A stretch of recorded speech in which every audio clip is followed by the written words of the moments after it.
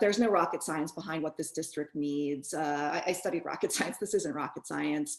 The people in this district need access to healthcare, affordable, available, and quality healthcare, and better jobs. But on the healthcare front, we've learned, if nothing else, from the COVID crisis that it's not just for individuals' health, although that is a very, very important thing.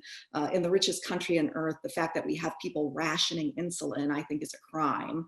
But the COVID crisis has really brought home to bear the notion that having a healthy society is having a functional society. I think that we would have such a better grasp of getting our hands around the problem if people could go get tested without worrying about how to pay for it, if they could get treatment without worrying about whether they were going to lose their house over it.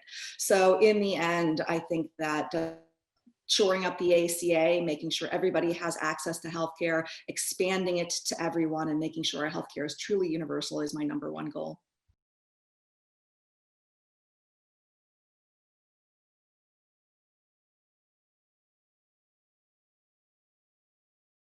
Hindsight's 2020, and hindsight shows that this administration has been a complete failure with regards to COVID-19.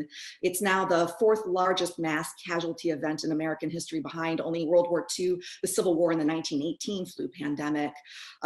Could have, would have, should have doesn't help us right now. First and foremost, in order to control the coronavirus outbreak, we need to move forward with top-down leadership that takes the virus seriously. No more calling it a hoax, no more minimizing its seriousness. We need to turn preventive procedures like mask wearing into something that we accept for the good of our neighbors and the good of our family, and not in a political partisan test. We need investment in science-based solutions like vaccines and treatments.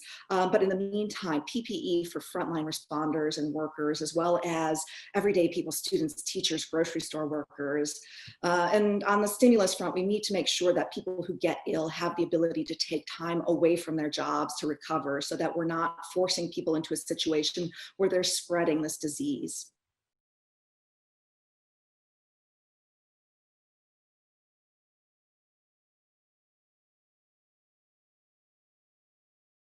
So I think that's a little bit of a false way to put it. I think right now we have a great line on getting universal health care for everyone, and that is using the ACA to expand coverage. We've got great private insurers out there. We've got unions out there fighting for better coverage for their members inside of the system that we already have. We just need to make sure that it doesn't close anybody out. On that front, I support public option insurance. We can have a government-run healthcare plan beside all of our private insurers just competing. My opinion is that we'll use our system. It'll use the marketplace in order to drive costs down for those private insurers, and or push up the quality of care being provided by them. And this should lead to better prices, better coverage, and better service for all Americans, regardless if they choose to enter this public system or remain in a private system.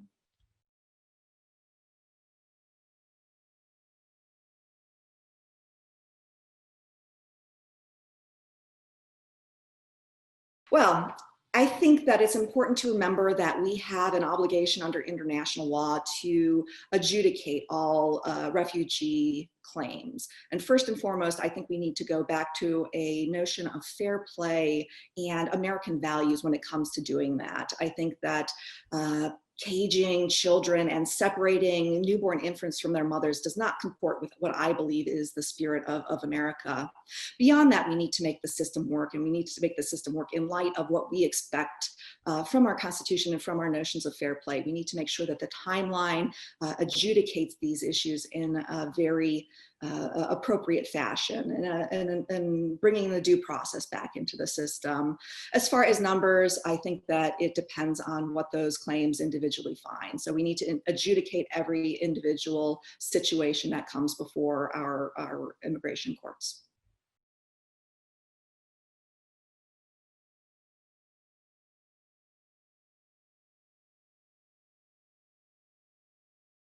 I think that number one is the notion of putting country before party is so very near and dear to my heart.